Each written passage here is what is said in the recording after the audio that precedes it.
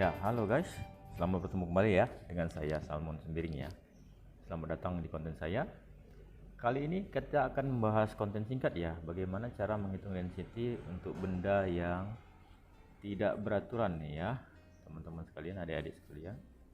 Jadi kita akan fokus pada cara menghitung density untuk benda yang tidak beraturan. Artinya bentuknya tidak kubus, tidak balok, tidak bulat, sphere, ataupun tidak kerucut dan seterusnya ya. Jadi kita tidak bisa menghitung volumenya menurut hukum-hukum atau rumus-rumus tertentu ya, teman-teman sekalian ya. Nah, bagaimana cara kita menghitungnya? Kita akan menggunakan hukum density ya, dan dipadukan dengan hukum Archimedes ya. Tentunya untuk menghitung density kita harus paham dulu apa itu density ya. Baik.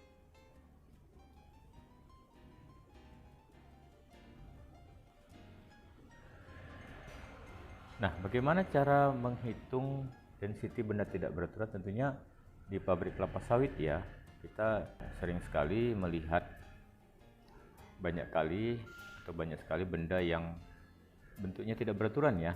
Contohnya di sini adik-adik sekalian bisa lihat, ini adalah tandan kosong ya.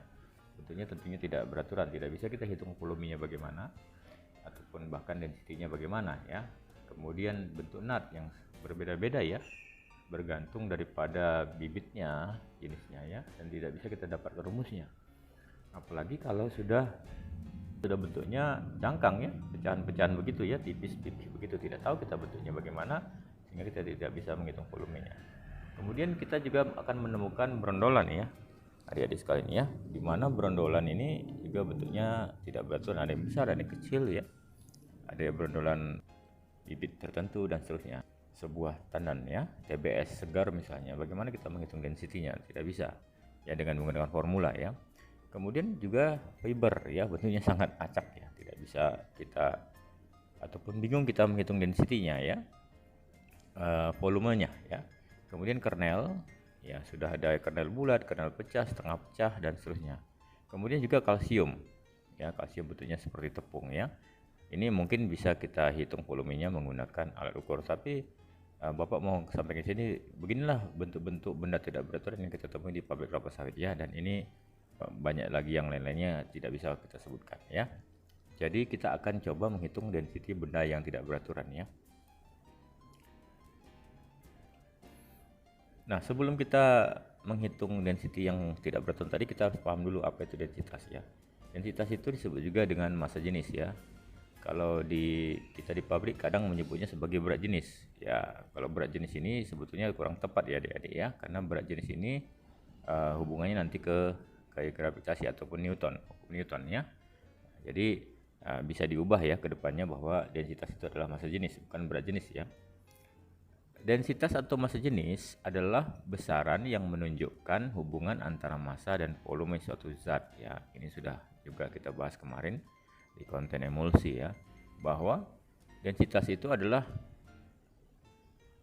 stage ya, ataupun bentuk daripada benda ya, ataupun kenyataan daripada benda tersebut, di mana ya suatu benda baik itu gas, liquid ataupun solid, dia pasti menempati ruang tertentu dan tidak akan bergerak kemana-mana ya. Sudah pasti kalau gas, partikel gas ya, itu akan ruangannya banyak yang kosong ya, karena dia bergerak dengan sangat cepat di dalam ruangan tertentu ya. Nah, makin padat density, tentunya jumlah partikel di dalam suatu ruang volumenya akan makin banyak ya. Itu adalah densitas, di mana state of matter-nya ya ditentukan oleh kadar daripada partikelnya ya. Nah, densitas itu biasanya dilambangkan dengan huruf Yunani ya, disebut dengan rho. Nulisnya begini dari bawah, rho ya, bagi adik-adik yang belum paham apa itu rho ya. Nah, rumusnya bagaimana? Densitas atau rho itu sama dengan massa dibagikan dengan volume. Jadi berat dia, bukan berat ya, apa massa dia ya, kilogram kah, gram kah, itu dibagikan dengan volumenya, bangun ruangnya ya. Ibaratnya ini ada ruangan, berapa jumlah orang di situ, ditimbang beratnya berapa, dibagikan dengan massa ruangan, itu adalah densitas daripada ruangan itu. Nah, di mana Rho itu satuannya kilogram per meter kubik ya, pasti dong ya, massa per volume ya, atau gram per sentimeter pangkat 3, atau mau satuan imperial misalnya bisa ya. M adalah massa zat, perhatikan ya, massa ya, bukan berat ya, itu satuannya kilogram, gram, pound atau yang lainnya ya. Sedangkan V adalah volume zat ya, pasti karena bentuknya volume pasti meter pangkat 3 ya, atau sentimeter pangkat 3. Kalau pangkat 2 dia area ya, luas area ya.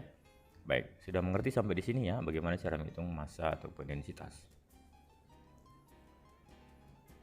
Nah, adapun cara metode untuk mengukur daripada massa ya dan volume tadi untuk mendapatkan rho atau densitas, itu menggunakan, biasanya massa hanya menggunakan metode langsung ya, karena mudah sekali untuk mengukur massa, yaitu dengan menggunakan, misalnya kalau di pabrik kelapa sawit kita menggunakan timbangan analog ya, timbangan analog, kemudian timbangan digital ya, kemudian timbangan analitik ya misalnya, atau nanti adik-adik bisa sebutkan apalagi timbangan di pabrik kelapa sawit ya di kolom komentar ya.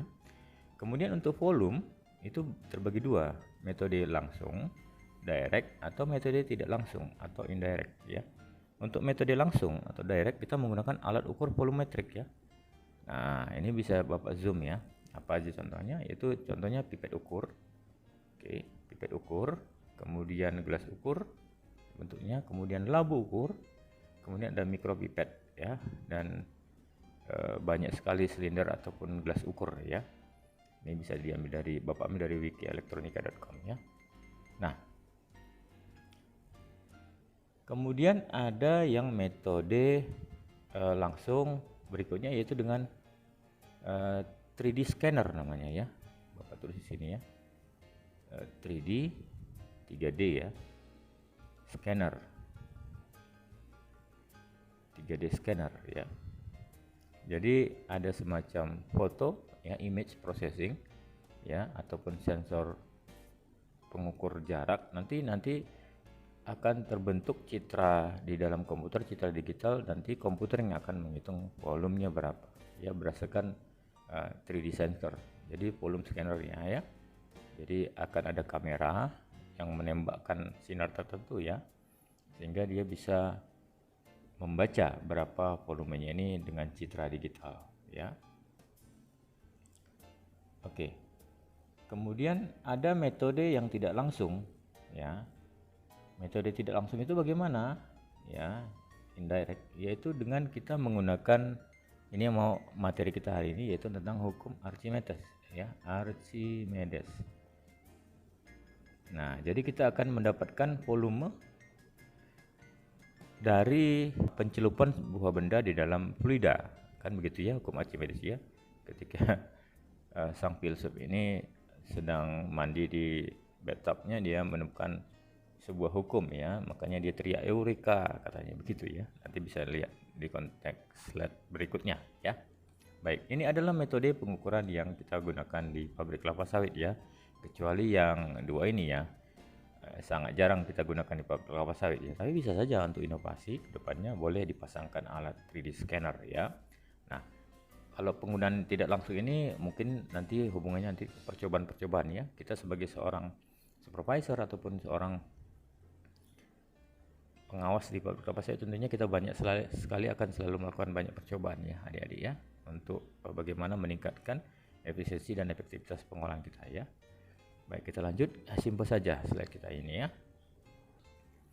Nah, siapa itu Bapak Archimedes ya? Ini mungkin gambarnya karya seorang seniman ya, Bapak cari di internet ya, ada gambar Archimedes ya.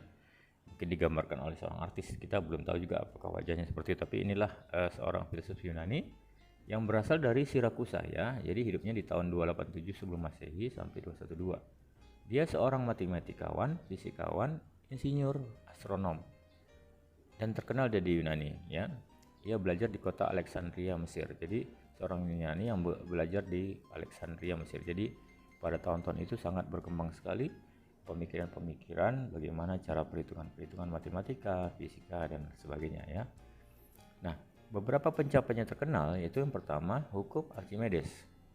Gaya apung yang bekerja pada benda yang tercelup perhatikan ya, gaya apung yang bekerja pada benda yang tercelup dalam fluida sama dengan berat fluida yang didesak oleh benda tersebut. Nanti kita bahas di slide berikutnya ya. Kemudian dia juga menemukan prinsip tuas, jungkit ya. Ini tuas ya. Nah, jarak dari sini berapa? Nah, beliau inilah yang menemukannya ya. Untuk memperkuat gaya. Jadi momen ya. Kemudian penemuan angka pi. Angka pi ini berguna untuk menghitung luas lingkaran ya. Dan volume bola dan seterusnya ya. Jadi dia menemukan angka pi yang presisi tinggi ya. Angka 3,14 sekian itu atau 22/7. Beliau yang menemukannya. Nanti bisa juga dicari di YouTube ya tentang bagaimana penentuan angka pi. Mudah sekali ya.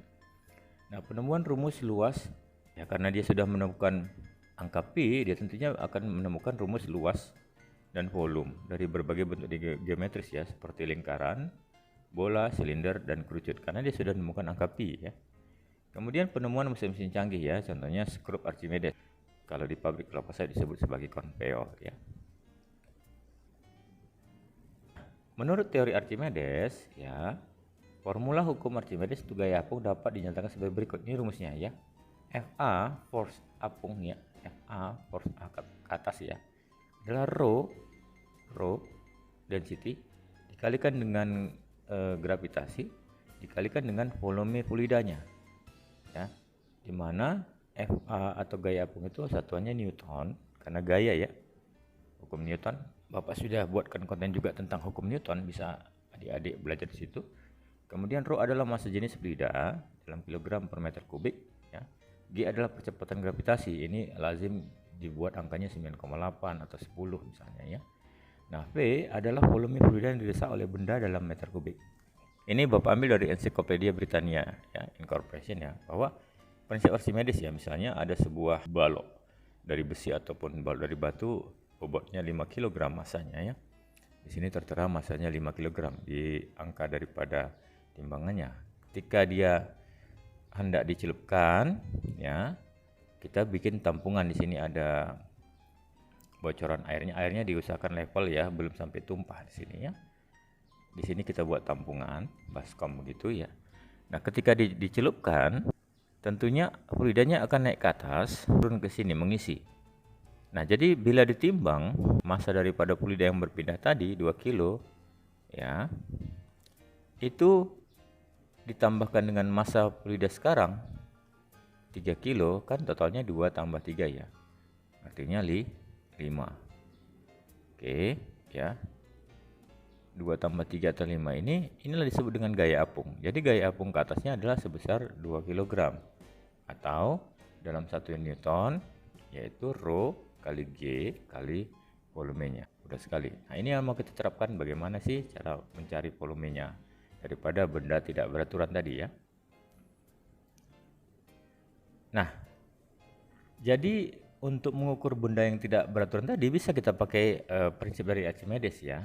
Walaupun ya, meskipun tidak langsung mengukur volume ya, teori Archimedes dapat membantu menentukan volume benda tidak beraturan. Nah, ini saya cetak tebal ini, volume benda tidak beraturan, melalui konsep perpindahan airnya. Jadi air yang meluap tadi ya, di slide sebelumnya tadi ya, kita bisa menghitung volume benda yang kita celupkan ke dalam air ya.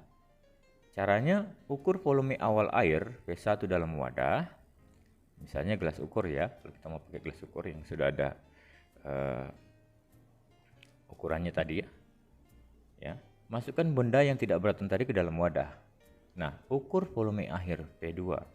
Setelah dimasukkan, maka volume benda tersebut adalah V sama dengan V2 kurang V1 ya. Analogi daripada Archimedes ini bisa kita pakai ya untuk menghitung volume benda tidak beraturan seperti tadi janjang kosong, nut, dan sebagainya ya. Masukkan saja, contohnya ini sebuah gambar lengan ya, saya ambil dari Shutterstock ya. Ini ketika kita masukkan satu jari, tentunya volumenya segini ya. Nah, ibaratnya volume awalnya segini ya. Ya, 1, ini 2. Nah, ternyata setelah kita celupkan jari, volumenya naik ya. V1 dan V2, sehingga volume jari kita yang tercelup ke dalam air adalah V2 kurang V1 jari misalnya ya. Ini bukan kampanye ya. Kita akan bisa menemukan volume 2 jari tadi dengan mencari selisih daripada volume yang terukur di gelas ukur tadi dan seterusnya ya. Jadi Bapak pikir simpel sekali ya bagaimana cara mengukur volume benda yang tidak beraturan ya. Bisa menggunakan gelas ukur, ember, atau nanti embernya dibikin peres, kita masukkan sesuatu ke dalam. Ini misalnya ada kotak kue lebaran ya, kita masukkan bendanya ke sini ya, kita masukkan misalnya pop, nanti air yang tumpah ya itu bisa kita tampung, kita hitung berapa sih volume air itu menggunakan gelas ukur ya, mudah sekali ya. Baik, jadi Bapak pikir itu saja konten singkat ini, bagaimana adik-adik bisa menggunakan Archimedes, bukan menggunakan rumusnya langsung ya, prinsip dia, bagaimana cara dia menemukan gaya apung untuk mencari densitas daripada benda-benda yang tidak beraturan bentuknya ya. Jadi problemnya adalah benda tidak beraturan tadi, kita tidak tahu volumenya berapa, jadi gunakanlah prinsip Archimedes ini untuk mencari volumenya dari benda tidak beraturan, kemudian masanya kita timbang saja. Mau pakai timbangan digital atau analog, baru tinggal bagikan aja rho sama dengan M/V. Baik, begitu saja konten singkat kali ini. Semoga bermanfaat bagi adik-adik semua. Jangan lupa subscribe, tekan tombol like, bagikan konten ini, komentar di bawah, nanti pasti Bapak jawab sesuai dengan kemampuan Bapak bekerja ya. Sampai ketemu pada konten berikutnya. Salam sehat.